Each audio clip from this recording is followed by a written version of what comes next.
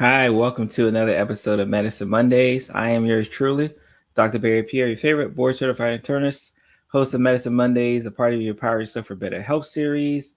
Real Physician Reacts, that's our live YouTube show on Thursday evenings, as well as my other YouTube channel, Dr. Pierre's Health Checks.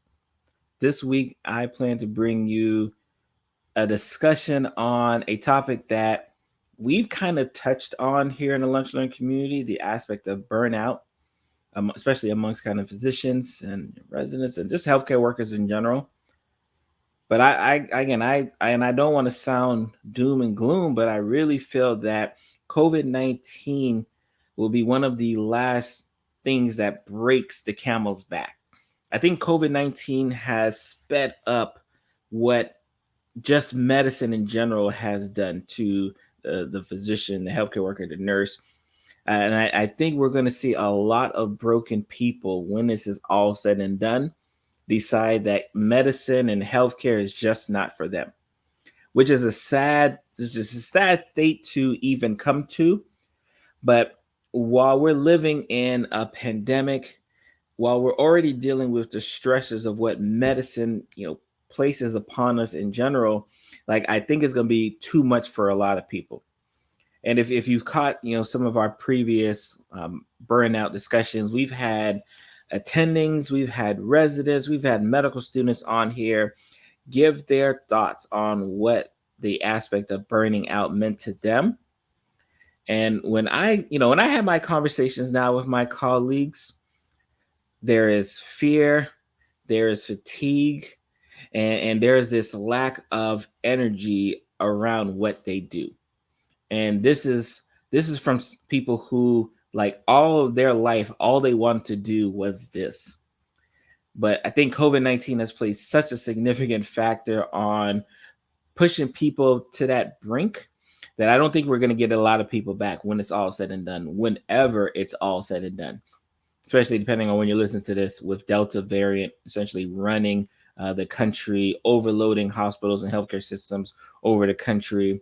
And if you're a veteran, unfortunately, during this pandemic, this is now the third or fourth wave of overloading of our systems that we're having to deal with and face. So let's talk a little bit about COVID-19, just so we can kind of get an idea of what we're dealing with, at least at the time I'm recording. COVID-19 case updates here in the United States: about 41 million cases of COVID-19 with 660,000 deaths.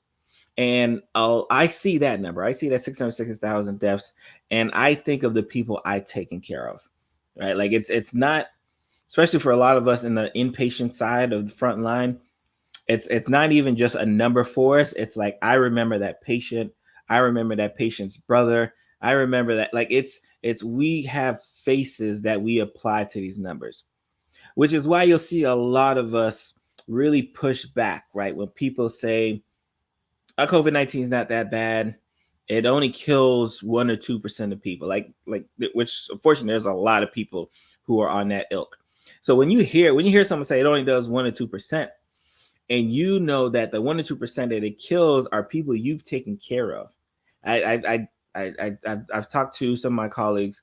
If you've never been in a position where you've had to FaceTime a family member because their loved one was dying, and unfortunately, because of hospital rules, they can't even have a visitor because of the severe illness that they have and the communicable illness that they have, right? Like you're not going to understand why 1 to 2% is too much, right? It's just not something that you're never going to realize. And again, I know I'm in a different position, right? I take care of patients in the hospital setting. I take care of patients at their worst. I've seen the worst. I've seen the best. I've seen the worst of COVID. And it keeps, I keep thinking I've seen the worst, and then it just keeps getting, even worse. I've talked to colleagues, this most recent wave of infection, especially this pandemic of the unvaccinated that we're seeing. We're not even again, as a physician, we think we're the heroes. So we think we can save everyone. So it always hurts us when we can't save the ones we're trying to save. And this is a battle that we're losing left and right, to the point that we're becoming content with the loss, which is something that's never occurred before, right? Like if I had a heart failure patient, I would feel bad if I couldn't save that heart failure patient's life. We're at the point now where we're having so much COVID overrunning our systems that people are just content with the fact, like, yeah, you're probably not going to make it. Like, that's like a thing that we've had to come to a realization with. And that's something that we should never, come about, right? So when we think about this aspect of burnout and healthcare workers, understand that more than half of healthcare workers, physicians, and nurses have experienced and continue to experience some form of burnout.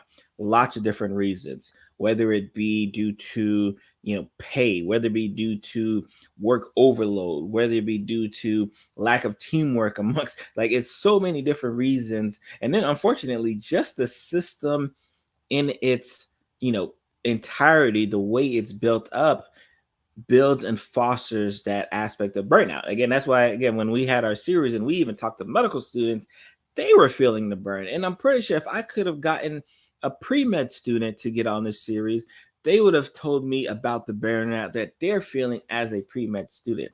So imagine going into a system, which is healthcare, which is medicine, right? And obviously we'll speak for the medicine side, and understanding that not only is burnout common, that the likelihood that you're going to experience it is so high that you just come to accept it, right? And that, right, is absolutely terrible.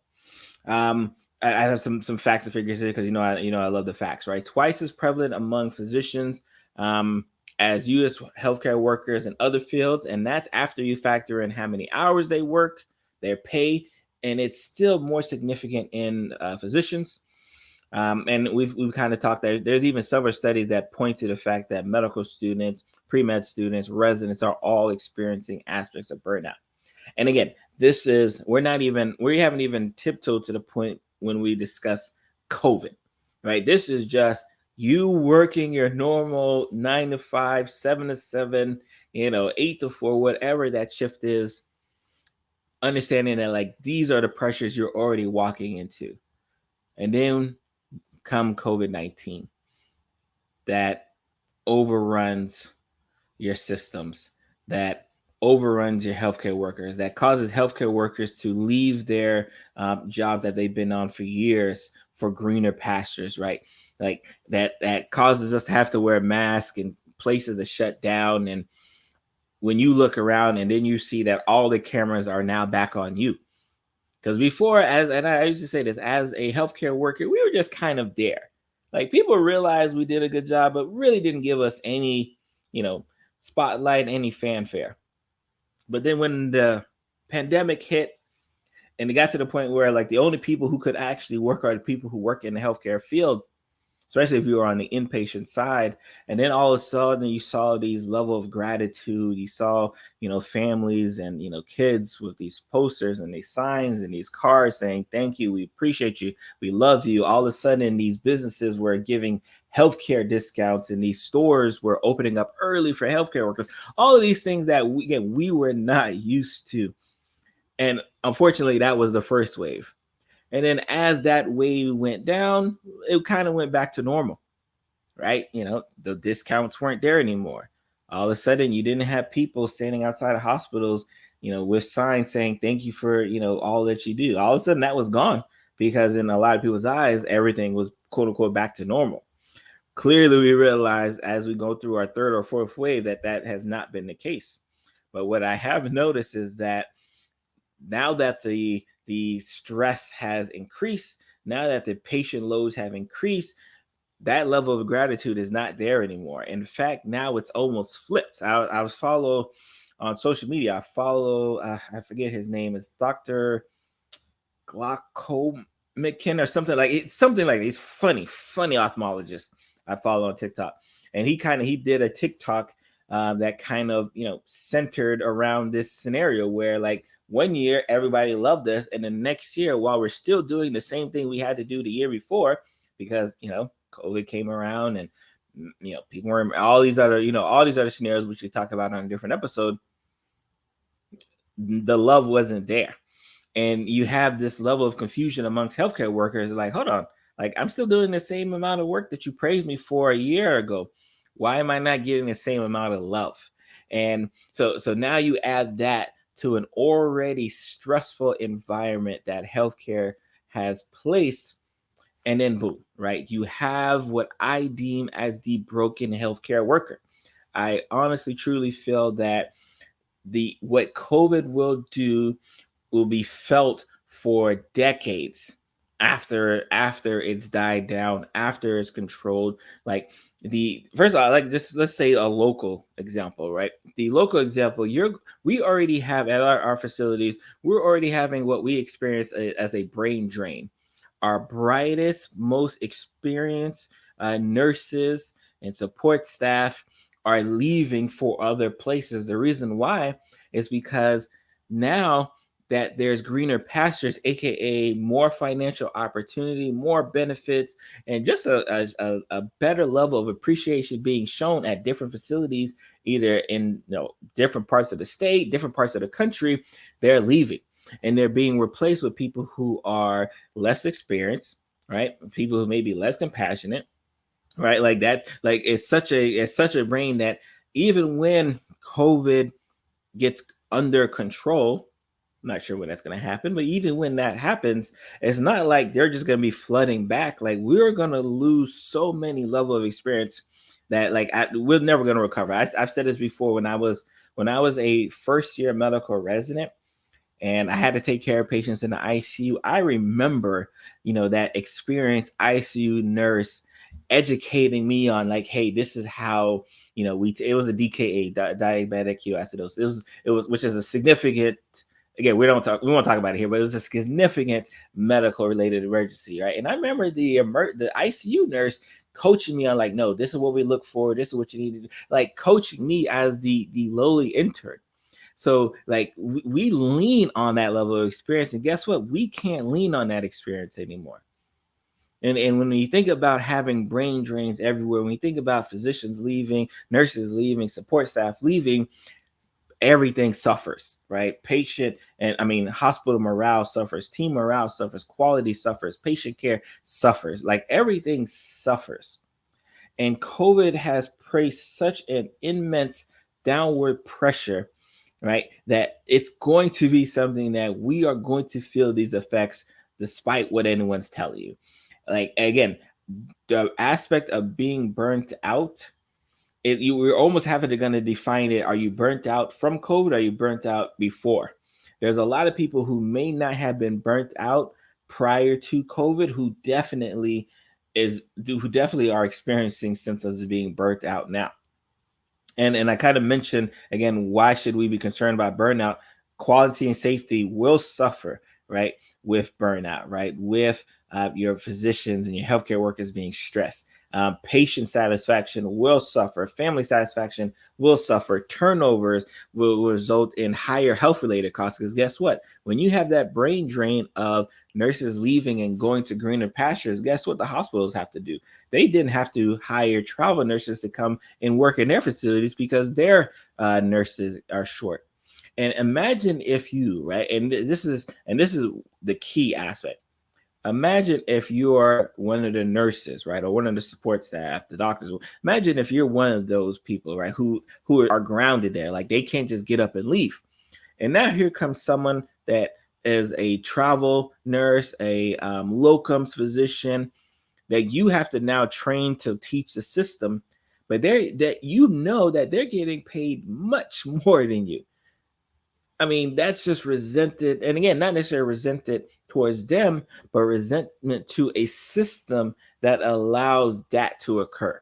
Right? Like, it's mind boggling. Right. And again, I will put the link to our episodes on burnout in the notes, so that way you can kind of follow along.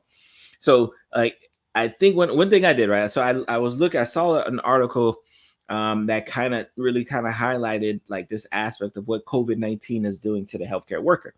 And it highlighted over 20,000 healthcare workers. And what I loved about this study is that not only did it highlight doctors and nurses, but they even went as far as occupational therapists, speech therapists, environmental service workers, physical therapies, respiratory therapy, because I think a lot of the limelight, especially when we think about burnout, especially in healthcare, kind of gets pigeonholed to doctor, nurse, not realizing that there's a whole team of people that help get your family member back home. And not I always say, I even as a physician, I am not like at I may be at the top from a top down decision level, but like when it comes to like I respect everyone. We're as equals, right? Because guess what? If you have a dirty room, you're not getting a patient in that dirty room, right? Like so you need that environmental service worker to help clean that room up. If a person has they broke their hip, right, or they got knee replacement or whatever, you're going to need occupational therapy, physical therapy, right, to get that person back walking. I can only do so much from my position, right? If a person had a stroke and now they're having speech difficulties, you're going to need speech therapy. You're going to need all of these services. So that's why I love what this survey did is that said, we're going to look at the whole gamut of people. We're not going to only focus on just doctors, nurses. There's plenty of studies for that.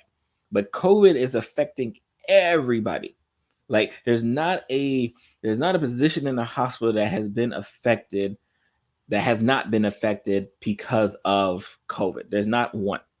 So I love this study. And some of the results, and of course I'll put the link in the study as well too in the notes so you can read on your own. Some of the results are very interesting.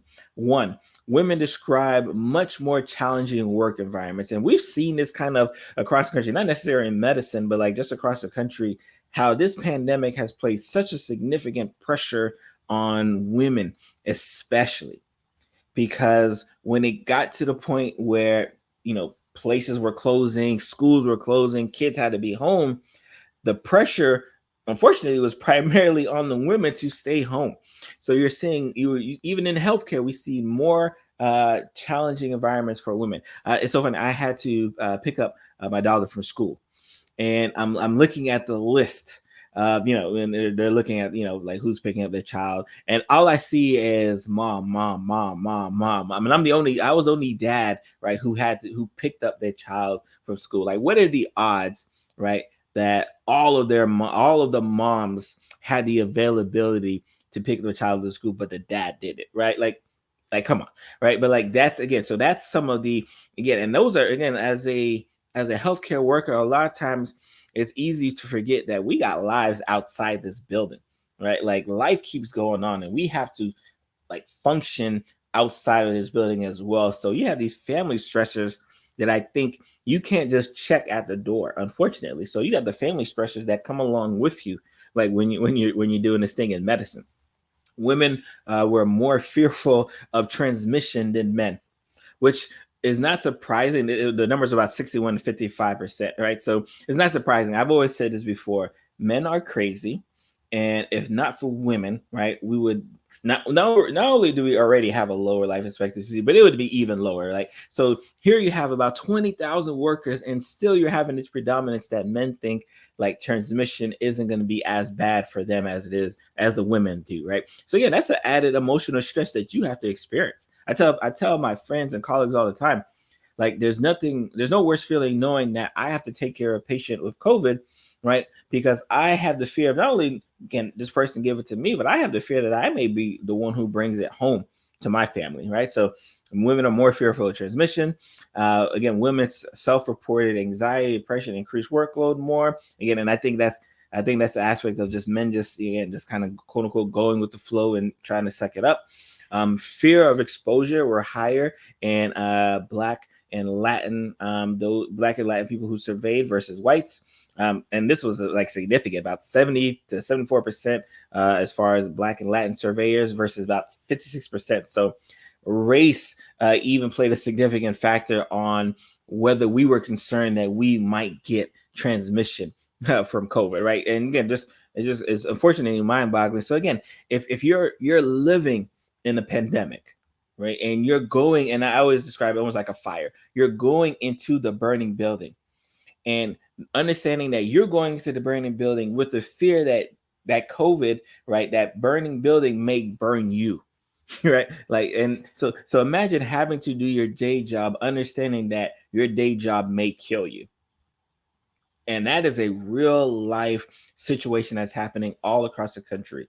People are, they're tying their shoes, they're getting their scrubs ready to go into a burning building, and they're hoping that they can leave, right, without the building burning them, and more importantly, without them bringing something home that then burns their house down. Right, just some scary and unfortunate things.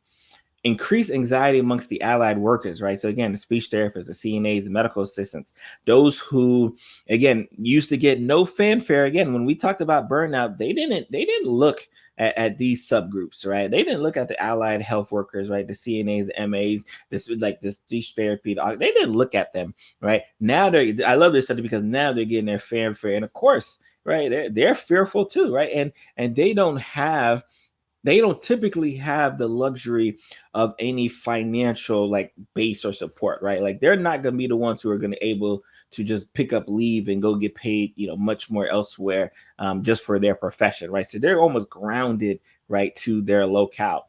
Work overload with housekeepers, CNA, social workers through the roof.